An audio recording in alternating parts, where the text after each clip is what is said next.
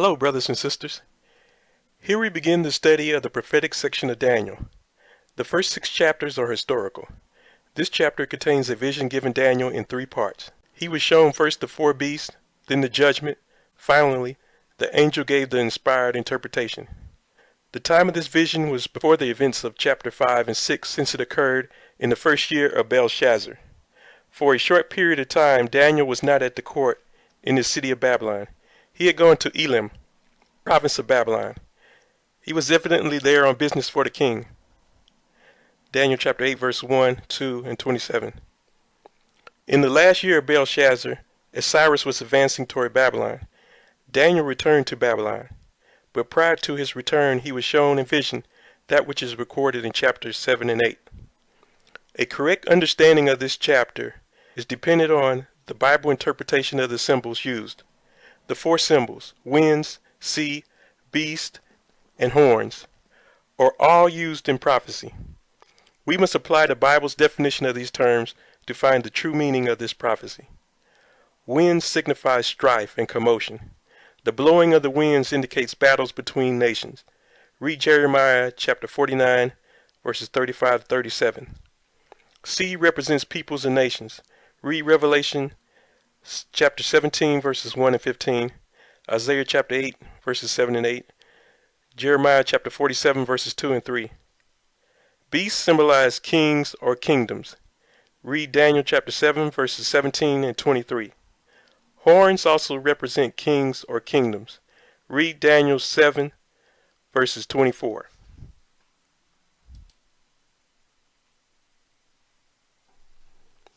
In the first year of Belshazzar, king of Babylon, Daniel had a dream and visions of his head upon his bed. Then he wrote the dream and told the sum of the matters. Daniel spake and said, I saw in my vision by night, and behold, the 4 winds of the heavens strove upon the great sea. And 4 great beasts came up from the sea, diverse one from another. The first was like a lion, and had eagle's wings. I beheld till the wings thereof were plucked, and it was lifted up from the earth, and made stand upon the feet as a man, and a man's heart was given to it. And behold, another beast, a second, like to a bear, and it raised up itself on one side, and it had 3 ribs in the mouth of it, between the teeth of it. And they said thus unto it, Arise, devour much flesh. After this I beheld, and lo, another, like a leopard, which had upon the back of it 4 wings of a fowl. These had also 4 heads, and dominion was given to it. After this I saw in the night visions, and behold, a 4th beast, dreadful and terrible, and strong exceedingly, and it had great iron teeth. It devoured and brake in pieces, and stamped the residue with the feet of it. And it was diverse from all the beasts that were before it, and it had 10 horns.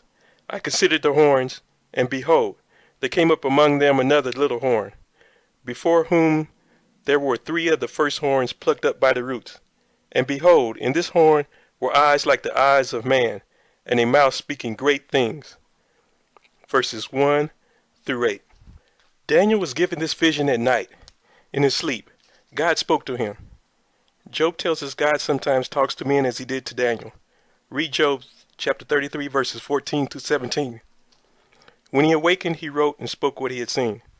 The same 4-world empire shown to Nebuchadnezzar, recorded in chapter 2 using the symbol of a great image, are here represented under the symbol of beast. 2-winged lion. The lion as king of beasts was an appropriate symbol to represent the Babylonian kingdom. It was fierce and strong and conquered with great speed as shown by the 2 wings of an eagle. The prophet Habakkuk, in his vision of Babylon, recorded the significance of this 2-winged lion when he said, For lo, I raise up the Chaldeans, that bitter and hasty nation, which shall march through the breadth of the land, to possess the dwelling places that are not theirs. They shall fly as the eagle that hasteth to eat. Habakkuk 1, verses 6 through 8. The lion finally stood up like a man with a man's heart. This showed its aggression would cease. This was the situation after Nebuchadnezzar's death. Habakkuk gives the 2-fold reason for this. Read Habakkuk chapter 1, verses 11. It is a serious mistake to attribute one's power and might to self, as Nebuchadnezzar had done. Read Daniel chapter 4, verse 30. Only 2 years after this vision of chapter 7, in 538 BC, Daniel observed Babylon's fall. bear with 3 ribs. This bear rightly represented the Medo-Persian kingdom. It was a dual power. As she prepared to conquer nations, she raised herself up on one side. In Daniel 8 verse 3, the same power is symbolized by a ram with 2 horns, one of which was higher than the other. This 2-horned ram represented Medo-Persia. Read Daniel chapter 8 verse 20. In the image shown to Nebuchadnezzar, Medo-Persia was represented by the breast and 2 arms of silver. The 3 ribs in the bear's mouth were the kingdoms which had to be overcome in order for Medo-Persia to become a world power. They were Babylon, Lydia, and Egypt. 4-winged, 4-headed leopard. Here is presented the third world kingdom, Greece. It was Alexander the Great who led the Grecian armies to victory at the Battle of Arbela in 331 BC. With great dispatch, the Babylonian kingdom had become a world power. Alexander made even greater haste, as seen by the leopard with 4 wings. However, Alexander did not rule long. He died as a young man, and the 4 heads of this beast represent the division of the Grecian Empire among his 4 leading generals. They were Lysimachus, Ptolemy, Cassander, and Seleucus. Under the symbol of a he-goat in Daniel chapter 8 verse 21, Greece was pictured, and the notable horn was Alexander. When that horn was suddenly broken, 4 other horns appeared, which corresponded to the 4 heads of this leopard beast. 10-horned beast with iron teeth. This beast was so different from the preceding beast, no animal could represent it. It was dreadful and terrible, and strong exceedingly. The power represented by this 4th beast is the same referred to by the legs of iron in the great image of Daniel chapter 2 verse 40. Historians reveal that Rome was the 4th world empire. Gradually she came to be considered a world power. It is generally agreed that the first step in overthrowing the Grecian Empire was at the Battle of Pydna in 168 BC. However, the full control of the Grecian Empire was not completed until about 30 BC. The great iron teeth told of the severe cruelty manifested toward the nations as she took control. She made many slaves out of the people she conquered. The 10 horns of this beast correspond to the 10 toes in the image of Daniel 2. However, this 4th power was different. In each of the preceding world kingdoms, there was a strong ruler, but not so with Rome. The details of this history are given beginning in Revelation 8 under the symbol of the sounding of the 7 trumpets. Between the years AD 351 AD 483, barbarian hordes from the north of Europe and Asia overran the Roman Empire, dividing it into 10 parts known as the Anglo-Saxons, Franks, Visigoths, Huns, Suevi, Burgundians, Lombards, Heruli, Vandals, and Ostrogoths. Daniel was concerned as he observed in the midst of the horns a little horn arose with the eyes and the mouth of a man. He saw this horn uproot 3 of the original 10. I beheld till the thrones were cast down, and the Ancient of Days did sit, whose garment was white as snow, and the hair of his head like the pure wool. His throne was like the fiery flame, and his wheels as burning fire. A fiery stream issued and came forth from before him. Thousands ministered unto him, and 10,000 times 10,000 stood before him. The judgment was set, and the books were opened. I beheld then because of the voice of the great words which the horn spake. I beheld even till the beast was slain, and his body destroyed, and given to the burning flame.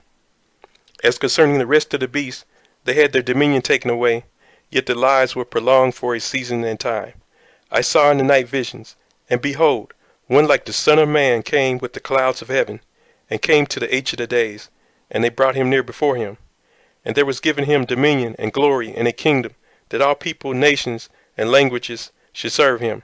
His dominion is an everlasting dominion, which shall not pass away, and his kingdom that which shall not be destroyed. Verses 9 through 14. These verses reveal what took place in heaven just after the little horn played its part.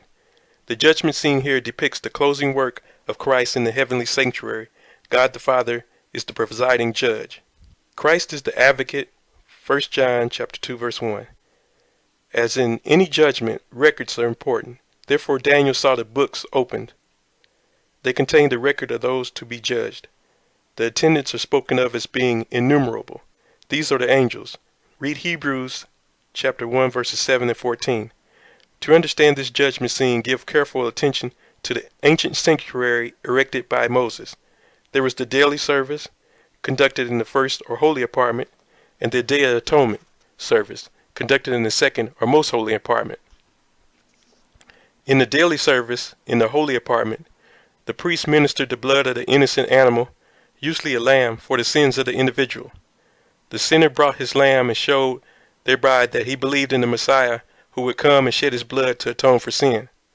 The blood of the slain lamb was sprinkled before the veil which separated the holy and most holy apartments. This satisfied the demands of the broken law of God, for the wages of sin is death. Romans chapter 6 verse 23. After his resurrection, when Christ ascended to heaven, John saw him in the midst of the 7 candlesticks. Revelation chapter 1 verses 12 and 13. In heaven, Christ, the true priest, became man's mediator to reconcile the repentant sinner to God by his own shed blood. Once a year, on the Day of Atonement, the high priest went into the most holy apartment on a mission of cleansing, disposing of the record of all confessed sins. In the sanctuary in the wilderness, this was a service to decide who was to continue on to the promised land. It was concerned only with God's people. Likewise, when Christ entered upon his work in the most holy apartment in the heavenly sanctuary, this great day of judgment mentioned by Daniel had to do only with people who at some time in their lives had made a profession of serving the true God. The purpose of this first phase of judgment is to determine, by looking at the record in the books, those who are to inherit God's kingdom.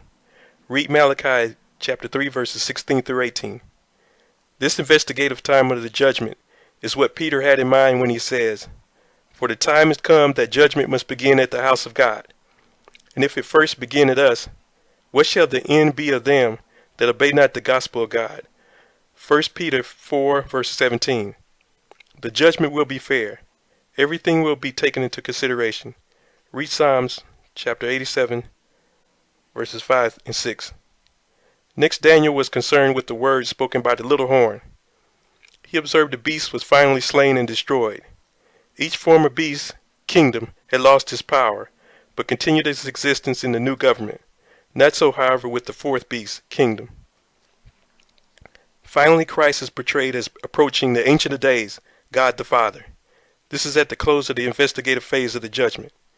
At that time, before he returns to earth, John chapter 14 verses 1 through 3, the kingdom is given to him by the Father. Probation closes for the human race. Jesus prepares to come for the citizens of his eternal kingdom. I, Daniel, was grieved in my spirit in the midst of my body, and the visions of my head troubled me. I came near unto one of them that stood by, and asked him the truth of all this. So he told me, and made me known the interpretation of the things. These great beasts, which are four kings, which shall arise out of the earth. But the saints of the Most High shall take the kingdom, and possess the kingdom forever, even forever and ever. Then I would know the truth of the fourth beast, which was diverse from all the others, exceedingly dreadful. Teeth were of iron, and his nails of brass, which devoured, brake in pieces, and stamped the residue with his feet. And of the 10 horns that were in his head, and of the other which came up, and before whom 3 fell, even of that horn that had eyes, and a mouth that spake very great things, whose look was more stout than his fellows. I beheld, and the same horn made war with the saints, and prevailed against them, until the Ancient of Days came, and judgment was given to the saints of the Most High, and the time came that the saints possessed the kingdom. Thus he said, the fourth beast shall be the fourth kingdom upon the earth, which shall be diverse from all the kingdoms, and shall devour the whole earth, and shall tread it down, and break it in pieces. And the 10 horns out of this kingdom are 10 kings that shall arise, and another shall rise after them, and he shall be diverse from the first, and he shall subdue 3 kings, and he shall speak great words against the Most High, and shall wear out the saints of the Most High, and think to change times and laws, and they shall be given into his hand until the time and times and the dividing of time. But the judgment shall sit, and they shall take away his dominion to consume and to destroy it until the end. And the kingdom and dominion, and the greatness of the kingdom under the whole heaven, shall be given to the people of the saints of the Most High, whose kingdom is an everlasting kingdom, and all dominions shall serve and obey him. Hitherto is the end of the matter. As for me, Daniel, my cogitations much troubled me, and my countenance changed in me, but I kept the matter in my heart. Verses 15 through 28. Daniel desired to know what God was saying by this vision. Evidently, one of the angels helped him to understand. It was revealed to him that the four world empires would pass away and that the saints would be the citizens of the fifth, the kingdom of Christ. He was most concerned with the fourth beast, its 10 divisions, and especially the little horn. In verse 22, he observed that the little horn power was successful in its war against the saints right up to the time of the return of Christ. Even though in the great controversy between Christ and Satan, the little horn power would play a very prominent part from its birth in AD 538, yet it was to be supreme for only 1260 prophetic days or years. After AD 1798, the investigative judgment in heaven would begin. Then the dominion and power would finally be taken from the little horn power. The coming of Christ makes it possible for the saints of God to enter into their inheritance. It appears there were some things not clear to Daniel. He did not dismiss them from his mind, but pondered them in his heart. In the next chapter, we shall comprehend better the accomplishments of the little horn power. The little horn power versus truth and error. In verses 7 and 8, God portrays the rise of a religio-political power. There were 3 of the 10 powers into which Rome was divided, who were strongly opposed to the teachings and practices of this new power. Therefore the Heruli, Ostrogoths, and Vandals were destroyed as this new powerful system came to the forefront, uprooting the Heruli in AD 493, the Vandals in AD 534, and the Ostrogoths in AD 538. Notice the 4 characteristics which identify this system as the Antichrist. Verses 25. 1. Shall speak great words against the Most High. As this power developed, she assumed titles belonging only to the Creator God. During the Middle Ages, sometimes called the Dark Ages, this dominant religio-political system exalted itself to be equal with and even above God. As a means of obtaining righteousness, works became very important. 2. Shall wear out the saints of the Most High. As this system came to power, she persecuted and put to death thousands of dissenters. 3. Think to change times and laws. The little horn power attempted to make changes in God's holy law. It was a gradual change. Many of the doctrines introduced were contrary to God's will. Worship on the first day of the week was introduced gradually for Christians and finally came to be accepted generally.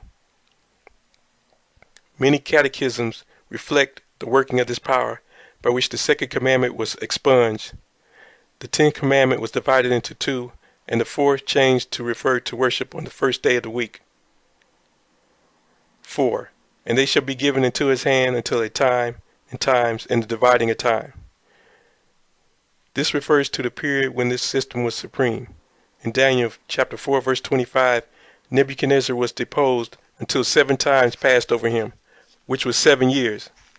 If time refers to 1 year, then times would be at least 2 years, and the dividing of time would be a half year. This would then be a total of 3.5 times or years. When reckoning prophetic time, we use 30 days to the month or 360 days for each year. Therefore, 3.5 prophetic years is the same as 1260 days or literal years. See Numbers chapter 14 verse 34 and Ezekiel chapter 4 verse 6. In Revelation 12 verse 14, God's church is pictured as having been in a state of seclusion for a time and times and half a time. God explains this to be 1260 days in Revelation 12 verse 6. Remember then to apply the rule for interpreting prophetic time, each day for a year. Ezekiel chapter 4 verses 4 through 6. By disposing of her final opposition, the Ostrogoths in AD 538, this little horn power was destined to be supreme until AD 1798. At that time, the little horn was temporarily wounded, resulting in the loss of much of its power. In summary, in this chapter, the controversy between Christ and Satan is intensified during the supremacy of the little horn power. It was a devastating power controlling the minds of people, giving them no freedom in matters of conscience. Even though this power continued for 1260 years, God foretold this system would be destroyed ultimately. Victory in the controversy is finally obtained by Christ, so that the saints are spoken of as possessing the kingdom. It is evident that truth will triumph.